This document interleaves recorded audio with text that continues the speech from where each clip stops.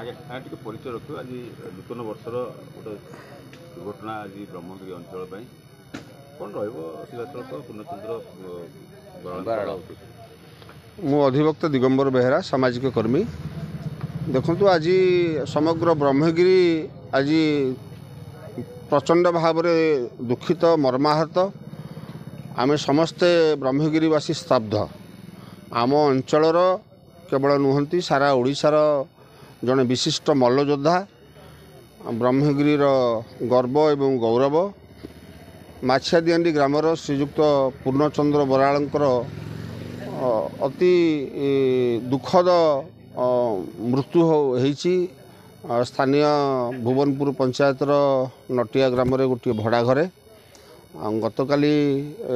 से शोई थिबा अवस्था आमे समस्ते आशंका करुचु हुए तो ब्रेन स्ट्रोक हो पारे कि अन्य कौन कारण हो पारे से जुगु से एकुटिया थिला बेले तांकर दुखद मृत्यु घटी तेणु सरकार पाखरे आमे दाबी रखुचु तांको मृत्युर कारणर गोटे विधिवत भाव में पुलिस तदंत करी निर्णायक भूमिकार पहुँचु एवं तांको स्मृति रे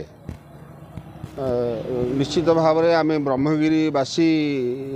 निश्चित भाव में आमे कौन एक स्मृति रहिला भली किसी कार्यक्रम करने निष्पत्ति ग्रहण करूँ एवं एमती जड़े स्नेही मनीष जी कि निज गोड़े ठिया ही समर्थ होते पुरी रे सी सपरिवार रोते अनेक दिन धरी चिलिका अंचल व्यवसाय वाणिज्य चलुला शारीरिक दृष्टि एवं मानसिक दृष्टि से बहुत सुस्थ सबल थे तांकर हठात एभली वियोग हेब ना तांको परिवार बंधुवर्ग ना तांकर शुभेच्छु ना अंचलवासी आमे कई एमती आशा करूँ तेणु ये दुखद मृत्यु आम समस्त को म्रियमाण करिछि हतबाक करिछि आमे समस्ते स्तब्ध हो जाइछु समग्र ब्रह्मगिरी रे आज शोकर छाया खेली जाइछि कारण से एते लोकप्रिय थिले गाँ गाँ रे तांकु लोक समस्ते भल पाउथिले एवं स्थानीय भाषा तांकु लोके पूर्ण मल्लयोद्धा बा पुनिया गुंडा भली कहते गुंडा शब्द अर्थ से क्या सहित झमेला करूँ शरीर को देखिक आम साधारण गाँवली भाषा आम पुनिया गुंडा बोली कहते किंतु से जड़े विशिष्ट मल्लयोद्धा थे सर्वभारतीय स्तर में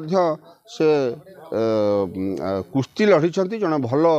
कुश्तीविद पुरी रे से चंपियन तीन थर चंपियन बरु महास्वार भली विशिष्ट मल्लयोद्धा को से हरई एवं पुरी रे से भीमसिंह भाव में लोक संबोधन करुले तांकर पुरी सहरर विशिष्ट व्यक्ति मानक सहित ब्रह्मगिरीर विशिष्ट व्यक्ति मानक सहित तांकर सुसंपर्क थिला एवं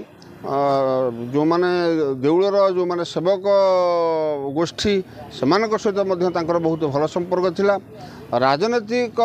दृष्टिकोण देखा गले सी जड़े विचक्षण संगठक थिले एवं पाठ बेसी पढ़ी नथिले से जड़े उच्च शिक्षित भली तांकर व्यवहार थिला खूब भद्र एवं मार्जित स्पष्टवादी अत्यंत दुस्साहसी मनीष से थिले तांको वियोग रे ब्रह्मगिरी जड़े बरपुत्र को हरैला तेणु ये बरपुत्र को आमे आज समग्र ब्रह्मगिरी अंचलवासी तरफ अश्रुल श्रद्धांजलि ज्ञापन करुछु पूर्णचंद्र बराड़ अमर रहे ब्रह्मगिरी नूतन वर्ष आज गोटे स्वतंत्र भाव में गोटे दुखदायक घटना आम ब्रह्मगिरी अंचल मल्लयोद्धा हिसाब से सारा पुरी जिलार चंपियन कहले जे पूर्णचंद्र बराड़ आज हठात आकस्मिक वियोग घटला कौन से आज समग्र ब्रह्मगिरी स्तब्ध हो जाइए से समग्र युव समाजर ये जो कुश्ती कसरत मेहनत रे समस्त ब्रह्मगिरीवासी गोटे गुरु बोली थे एवं से छः थर कुश्ती कसरत में मेडाल पाइले आमे तांकर वियोग अत्यंत मर्माहत और दुखित राज्य सरकार पाखे आम ब्रह्मगिरीवासी तरफ गोटे नवेदन करूँ तांकर शोक संताप परिवार को किभली भाव में थैथान करने व्यवस्था एवं क्रीड़ा विभाग तरफ जदि किसी से सुजोग थाए एवं जदि परिवार को थैथान कर कौन प्रकार व्यवस्था थाए से सरकार टे दृष्टि आकर्षण कले अंचलवासी एवं परिवार अत्यंत खुशी हेबे से गोटे मिष्टभाषी लोक थे सदासर्वदा साधारण लोक मान सांगे से रोते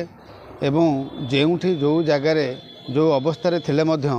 सदासर्वदा किभली शरीर एवं संगठन सुस्थ सब से गोटे समाज को वार्ता दौले आज गोटे अकाल वियोग एपर्यंत मृत्यु अद्याविधि भी सन्देह भितर अच्छी ताहा किभली सुचारू रूपे उन्मोचन हम एवं तांको परिवार वर्ग को भगवान सद्बुद्धि देवा संगे संगे साहस एवं सद्गति अमरात्मा सद्गति आज दिन में कामना करूँ।